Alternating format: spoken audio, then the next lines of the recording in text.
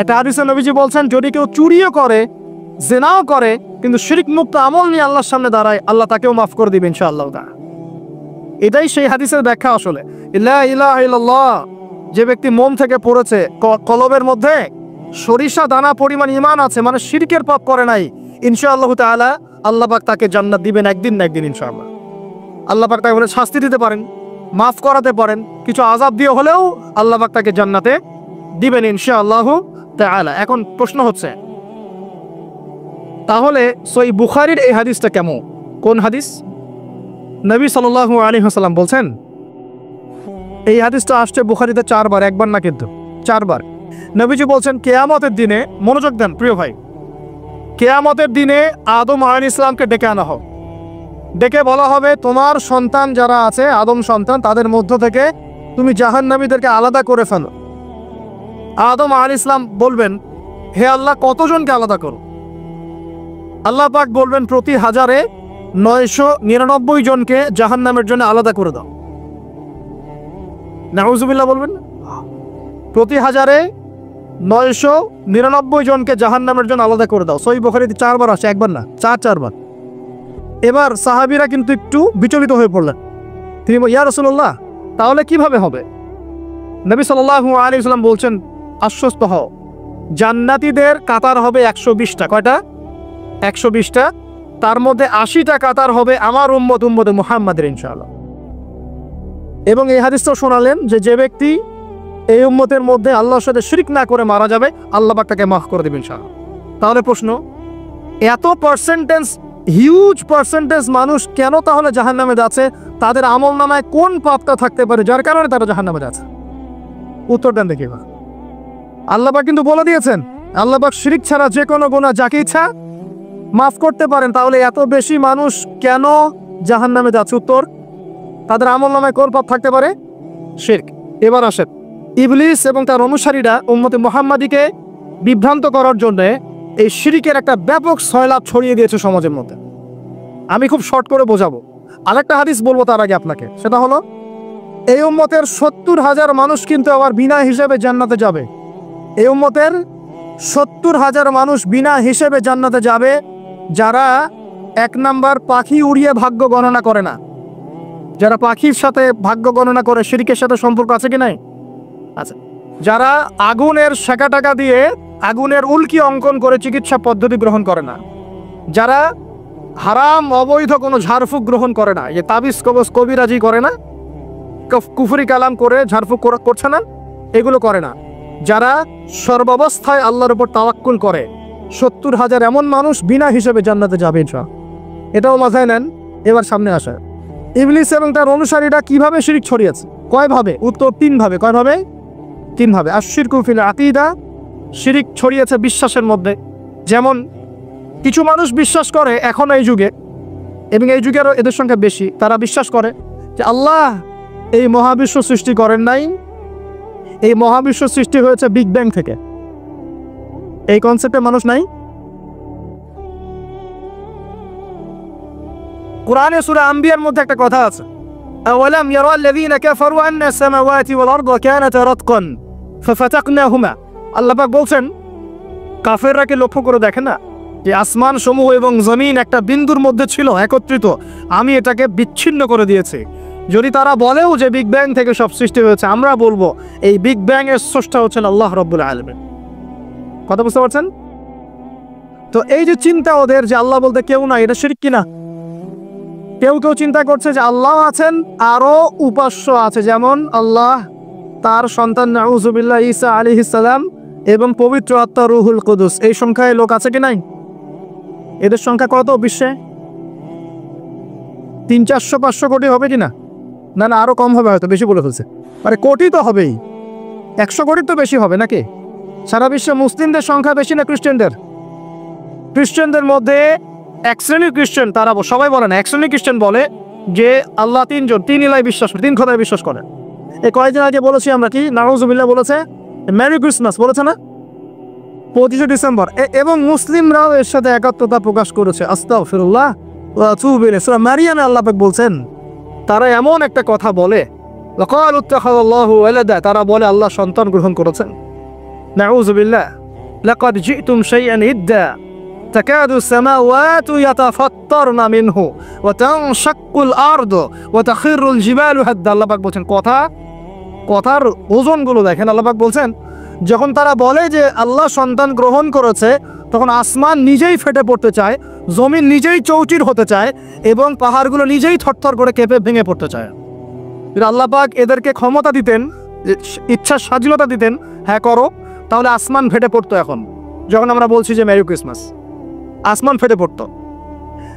একদিন যেদিন এই মানে 25 ডিসেম্বর ছিল, ওই দিন আমি আমার এয়ারে ফ্লাইও করছিলাম, সম্ভবত কক্সবাজার যাচ্ছি প্রোগ্রাম। তো দেখি যে বিমানের মধ্যেই বলা শুরু করলো যে লেডিস অ্যান্ড জেন্টলম্যান, হ্যাঁ ladies and gentleman, welcome to our flight, এগুলো বলছে। বলার পরে বলছে যে মেরি ক্রিসমাস, সবাইকে ক্রিসমাসের আন্তরিক শুভেচ্ছা। তখন আল্লাহর কসম আমার মনে হচ্ছিল যে এখন মনে হয় প্লেনটা ভেঙে পড়ে যাবে আসমান থেকে, কারণ আমি একটা জানি। আল্লাহ পাক বলছেন সূরা মারিয়ামের শেষের দিকে পড়ে দেখেন, আল্লাহ পাক বলছেন ওয়াকালু ইত্তাখাযার রহমানু ওয়ালাদা, তারা বলে রহমান সন্তান গ্রহণ করেছেন। আউযু বিল্লাহ। তাকাদু সামাওয়াতু ইয়াতাফাত্তারনা মিনহু, এই কথা শুনে আসমান ফেটে পড়তে চায়। ওয়া তানশাক্কুল আরদ, জমিন চৌচির হতে চায়। ওয়া তাখিরুল জিবালু হাদ্দা, পর্বত ফেটে পড়তে চায়, চৌচির হতে চায়। সুবহানাল্লাহ। লাকাদ জিতুম শাইআন ইদ্দা, তোমরা একটা চরম রকম ভয়ঙ্কর মিথ্যা প্রতারণাপূর্ণ কথা নিয়ে এসেছো। যখন বলছে কেউ মেরি ক্রিসমাস, তার মানে সে স্বীকার করছে যে 25শে ডিসেম্বর আল্লাহ পাক ঈসা আলাইহিস সালামকে জন্ম দিয়েছেন। আউযু বিল্লাহ। তাই কি না? বুঝতে পারেন না কথা? আর আমরা নামাজে বলছি লাম ইয়ালিদ ওয়া লাম ইউলাদ কুল হুয়াল্লাহু আহাদ আল্লাহুস সামাদ। লাম ইয়ালিদ, তিনি কাউকে জন্ম দেন নাই, ওয়া লাম ইউলাদ, তাকেও কেউ জন্ম দেয়নি, ওয়া লাম ইয়াকুল লাহু কুফুয়ান আহাদ। একবার এই সূরা পড়লে কোরআনে 3 ভাগের 1 ভাগ পড়ার নেকি হয়ে যায়। 3 বার পড়লে 1 খতম কোরআনের নেকি হয়ে যায়। এমনি এমনি হয় না, কারণ কোরআনের 3 ভাগের 1 ভাগ হচ্ছে আল্লাহর তাওহীদ। কোরআনের 3 ভাগের 1 ভাগ কি? আল্লাহর তাওহীদ। এই যে 3 ভাগের 1 ভাগ, আরেক ভাগ হচ্ছে হুকুম আহকাম, কি করবে কি করবে না। আরেক ভাগ হচ্ছে হিস্ট্রি, ইতিহাস, কি হয়েছে এই পর্যন্ত বিশ্বে। কোরআন 3 ভাগে ভাগ করতে পারবেন আপনি। প্রিয় ভাইরা, এটা শিরক কিনা এবং কোটি কোটি মানুষ কি এই শিরকে বিশ্বাস করে কিনা? এখন ওই সমাজে গিয়ে যদি আপনি বলেন সামাজিকতার খাতিরে মেনে নিচ্ছি যে এটা শিরক, তারপরে আমি আপোষ করলাম, চলবে? এখন কিছু মানুষ সামাজিকতার দোহাই দেয়। সামাজিকতা কোন সমাজে? যে সমাজ আমাকে শিরক শেখায় ওই সমাজ, যে সমাজ আমাকে হারাম খাওয়া শেখায় সেই সমাজ, যে সমাজে মানুষ বেদাতি আমল করে সেই সমাজ। কোন সমাজের পূজা করবেন? কোন সমাজের ইত্তেবা করবেন? যেই সমাজ নবী সাল্লাল্লাহু আলাইহি ওয়াসাল্লামের আদলে গড়া সমাজ, সেই সমাজের আমরা তাবেদারি করব ইনশাআল্লাহ। আর যেই সমাজ জাহেলিয়াতের আদলে গড়া, সেই সমাজের তাবেদারি করতে হবে। আল্লাহ পাক বোঝার তৌফিক দান করেন। তো এই যে কিছু মানুষ এখানে শিরক করছে, তারপর কিছু মানুষ কি বলছে যে গ্রহ নক্ষত্র চন্দ্র সূর্যের উপাসনা করা যায়, করছে না মানুষ? কিছু মানুষ কবর পূজা করছে কিনা? করছে কিনা?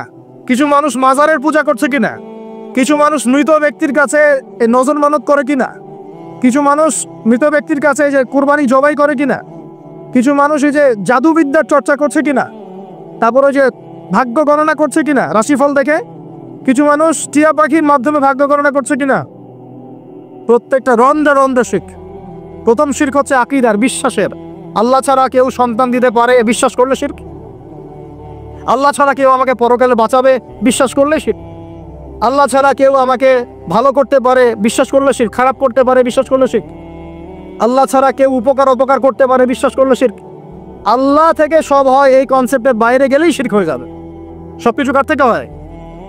তো এই যে লা ইলাহা ইল্লাল্লাহ একটা আকীদার বিষয়ে, প্রথমে আকীদার মধ্যে শিরক ঢুকেছে।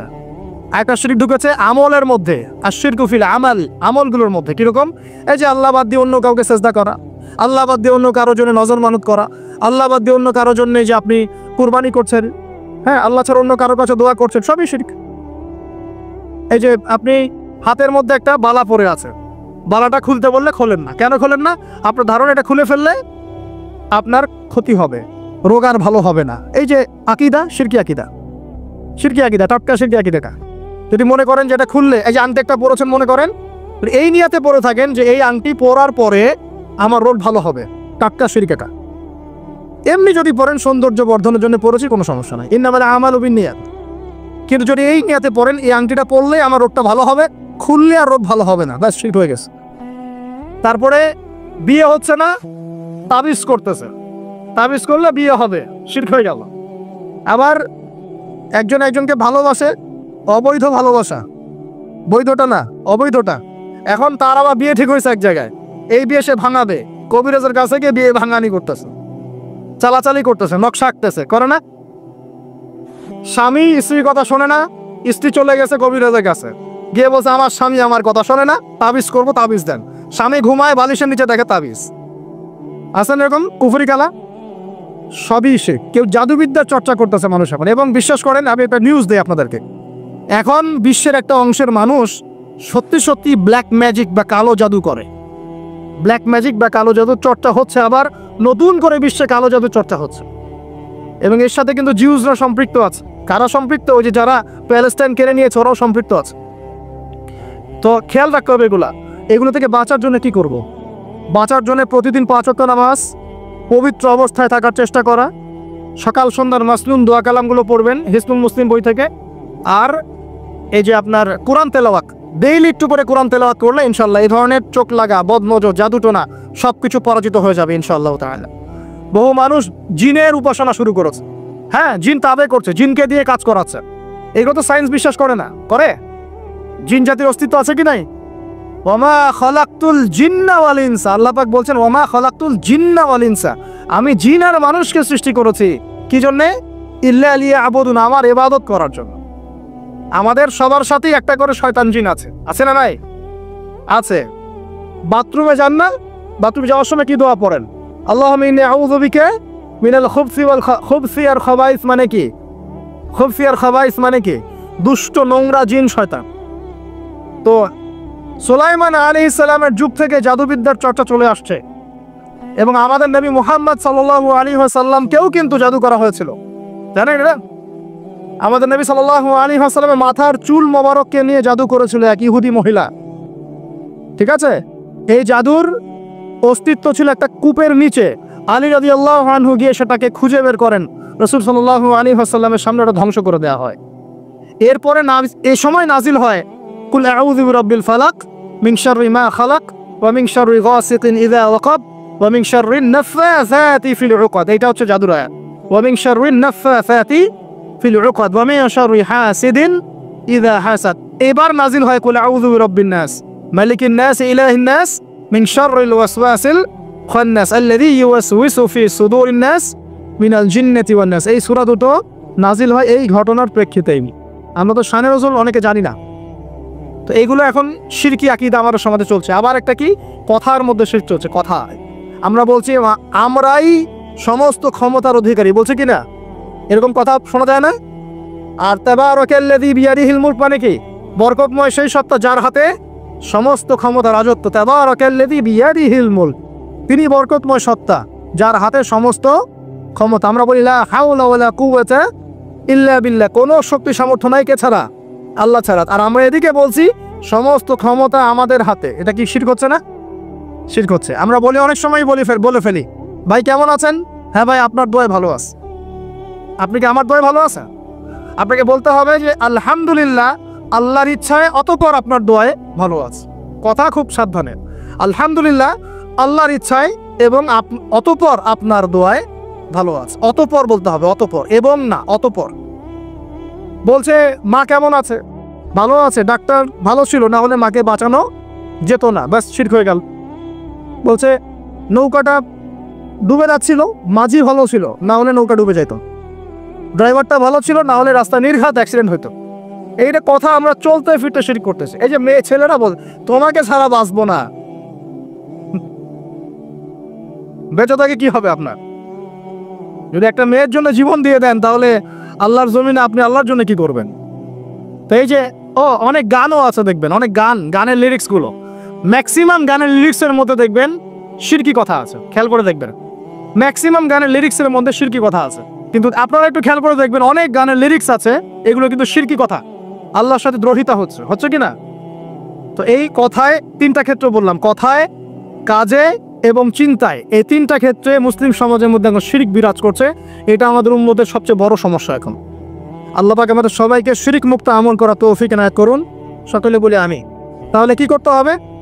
আমি কয়েকটা বই পড়ার পরামর্শ দিচ্ছি। কিতাবুত তাওহীদ একটা বই আছে, শিরক সম্পর্কে অনেক বিস্তারিত আলোচনা করা আছে, এটা পড়তে পারেন।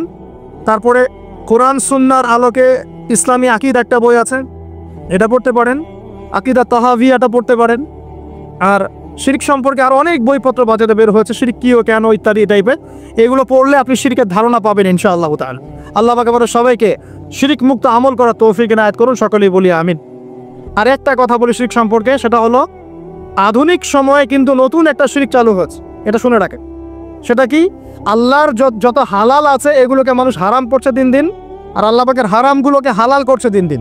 এটা কিন্তু একটা শিরকি আকীদা, এটাও কিন্তু শিরক, জানেন? ইত্তাখাযু আহবারহুম ওয়া রুহবানাহুম আরবাবা মিন দুনিল্লাহ। তারা ধর্মনেতা এবং সমাজ নেতাদেরকে রবের আসনে বসিয়েছিল। এখন আদী ইবনে হাতেম তিনি বলছেন রাদিয়াল্লাহু আনহু যে আমরা তো আমাদের ধর্মনেতা বা সামাজিক নেতাদের তো পূজা করি না। তখন নবী সাল্লাল্লাহু আলাইহি ওয়াসাল্লাম বলছেন, তারা কি আল্লাহর হালালকে হারাম করে দেয় না? তোমরা কি তা মেনে নাও না? আবার তারা কি আল্লাহর হারামকে হালাল করে ফেলে না? তোমরা কি তা মেনে নাও না? তখন তিনি বলছেন, বেলা ইয়া রাসূলুল্লাহ, এটা তো আমরা করি। তখন নবী সাল্লাল্লাহু আলাইহি ওয়াসাল্লাম বলছেন, তিলকা ইবাদাতুহুম, এটাই তো ওদের ইবাদত করা। কেউ যদি আল্লাহর হালালকে হারাম করে আর আমরা তা মেনে নেই, আমরা ওদের ইবাদত করছি। কেউ যদি আল্লাহর হারামকে হালাল করে নেয়, হালালকে হারাম করে নেয়, আমরা তার কথা মেনে নেই, তাহলে আমরা তার ইবাদত করছি। আল্লাহ পাক আমাদেরকে এই ধরনের শিরক থেকে বাঁচার তৌফিক দান করলেন। আর একটা সমস্যা বলে শেষ করছি, উম্মার মানে দুর্দশার অন্যতম একটা কারণ, সেটা হলো বেদাত।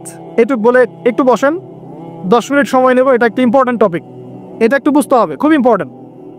এই কারণে উম্মার মধ্যে অনেক ফাসাদ সৃষ্টি হয়েছে, ফিতনা সৃষ্টি হয়েছে, এবং মানুষ নবীর সুন্নত থেকে মুখ ফিরিয়ে এখন সব বেদাতি আমল করা শুরু করেছে। আর এই বেদাতগুলোকে মানুষ সামাজিকতা বলে চালিয়ে দেওয়ার চেষ্টা করছে।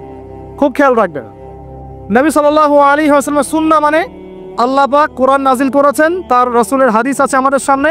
কোরআন এবং হাদিস, নবী যেভাবে আমল করেছে আমরা সেভাবে আমল করি, এর নাম সুন্নাহ। সাহাবায়ে কেরাম রাদিয়াল্লাহু আনহুম যেভাবে করেছেন আমরা সেটা করি, এর নাম সুন্নাহ। মানে নবী সাল্লাল্লাহু আলাইহি ওয়াসাল্লাম বলছেন,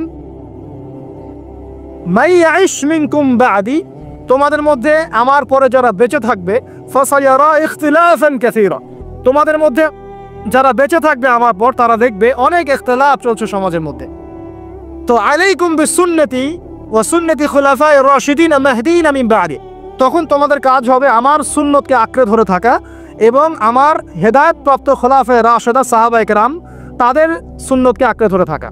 এই সুন্নতের বাইরে যে কোনো কাজ, যে কোনো আকীদা, যে কোনো মতবাদ, এগুলো সবই বেদাত বলে গণ্য হবে। আল্লাহ পাক আমাদেরকে বোঝার তৌফিক দান করুন। যেমন তাওহীদে থাকতে হবে, শিরক করা যাবে না, ঠিক তেমনি সুন্নতে থাকতে হবে, বেদাত করা যাবে না। সুন্নত কেমন? নবী সাল্লাল্লাহু আলাইহি ওয়াসাল্লাম ঘুমিয়েছেন যেভাবে, সেইভাবে ঘুমাবো সুন্নত। নবীজি ঘুমিয়েছেন, ঘুমানোর আগে ওযু করেছেন, ডান দিকে কাত হয়েছেন, আল্লাহ নবী ইসমিকে আমুতু আহিয়া বলেছেন, সূরা মুল্ক তেলাওয়াত করেছেন, পারলে আপনি করবেন। আয়াতুল কুরসি পড়েছেন, সূরা বাকারার শেষের 3টা আয়াত পড়েছেন, হ্যাঁ 33 বার সুবহানাল্লাহ, 33 বার আলহামদুলিল্লাহ, 34 বার আল্লাহু আকবার পড়েছেন, ঘুমিয়ে গেছেন। এখন যদি নবীর সুন্নাহ মতো ঘুমাই, এই ঘুমটাও নেকির কাজ হবে ইনশাআল্লাহ। এখন যদি ঘুমানোর নতুন কোনো তরিকা আমি বের করি, তাহলে নবীর সুন্নতের বাইরে বেদাত হয়ে যায়। বেদাত শব্দের অর্থ হচ্ছে নতুন আবিষ্কার। একটু মনোযোগ দেন প্লিজ, একটু বসেন, এইটুক শেষ করে দিচ্ছে। বেদাত শব্দের অর্থ হচ্ছে নতুন আবিষ্কার। সুন্নাহ মানে যেমন আদর্শ, রীতি, আল্লাহ পাকেরও সুন্নত আছে, নবী সাল্লাল্লাহু আলাইহি ওয়াসাল্লামেরও সুন্নত আছে, আমরা তার সুন্নত মেনে জীবন করবো ইনশাআল্লাহ। আল্লাহ পাক তৌফিক দান করুন। ঠিক তাওহীদের বিপরীত যেমন শিরক থাকে, সুন্নতের বিপরীত থাকে কি? বেদাত, মানে নতুন আবিষ্কার। এটাকে 2 ভাগে ভাগ করা যায়, খেয়াল করি একটু আমার দিকে। কয় ভাগে ভাগ করা যায়? 2 ভাগ। একটা হচ্ছে দুনিয়াবি ক্ষেত্রে নতুন আবিষ্কার, একটা দিনের ক্ষেত্রে নতুন আবিষ্কার। দুনিয়াবি ক্ষেত্রে মানে কি? এই যে মোবাইল ফোন আপনার হাতে আছে, এই মোবাইল ফোন কি রাসূলের যুগে ছিল? সাহাবীদের যুগে ছিল? এই যে লাইটিং করেছি, নবীর যুগে এরকম লাইট ছিল? মাইকে কথা বলছি, নবীর যুগে মাইক ছিল? এরোপ্লেন, আমরা এয়ারক্রাফটে সফর করছি, নবীর যুগে এয়ারক্রাফট ছিল?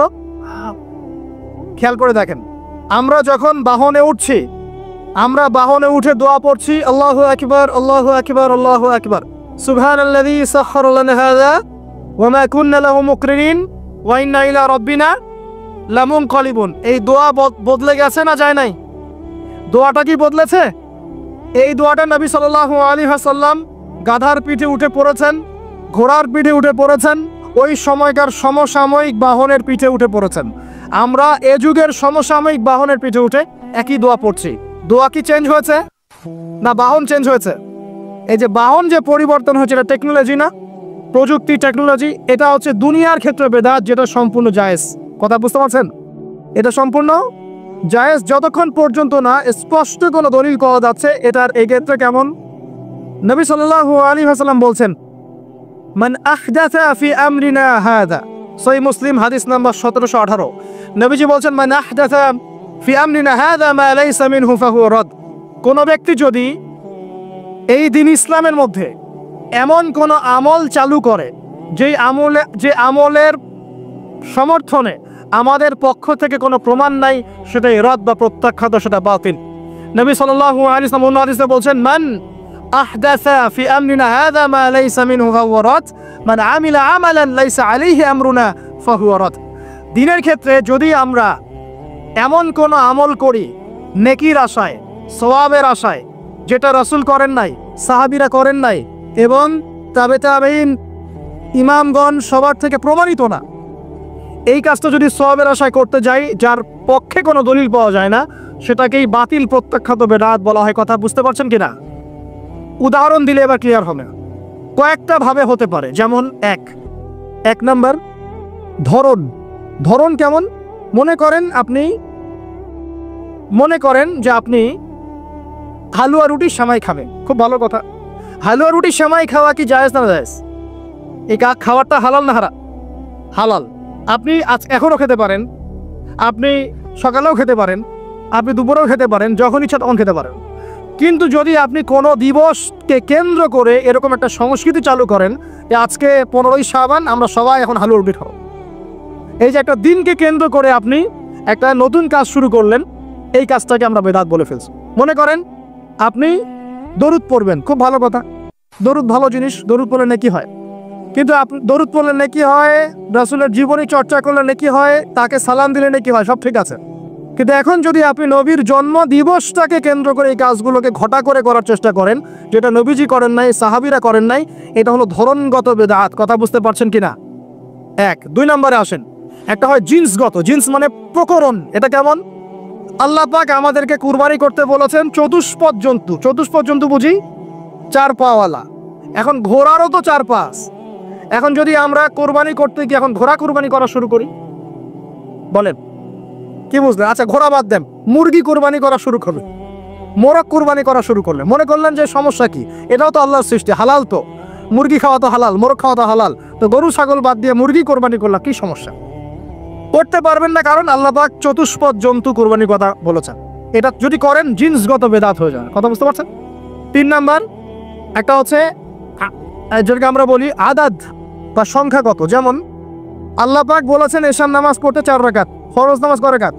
4 রাকাত। কেউ যদি মনে করে এখন না নামাজ খুব ভালো কাজ, নামাজ পড়লে নেকি হয়, তো 4-এর জায়গায় আমি 5 রাকাত পড়বো, কি হবে? ফজরের নামাজ 2 রাকাত ফরজ। আর কেউ যদি মনে করে নামাজ তো খুব ভালো জিনিস, ভালো কাজ করলে কি সমস্যা? নামাজ তো পড়লে নেকি হয়, 2 রাকাত পড়লে নেকি হয়, 4 রাকাত পড়লে আরো বেশি নেকি হয়। আর 4 রাকাত পড়া শুরু করলো, কি হবে? গ্রহণযোগ্য না বাতিল? এটা হলো আপনার এই যে সংখ্যাগত একটা বেদাত হয়ে গেল। কথা বুঝতে পারছেন? একটা হচ্ছে আপনার স্থানগত বেদাত। স্থানগত কেমন? তাওয়াফ করতে হয় কোথায়? মাতাফে। কোথায় তাওয়াফ করে? মাতাফে। হজ করে কোথায়? আরাফার মাঠে। আমরা যদি মনে করি না আজকে আমরা লাঙ্গল কোটে হজ করব, এখানে একটা কাবা বানাবো, এখানেই হজের সব সিস্টেম করব, এখানেই তাওয়াফ হবে, এটা হবে কি? স্থানগত বাতিল একটা কাজ, স্থানগত বেদাত।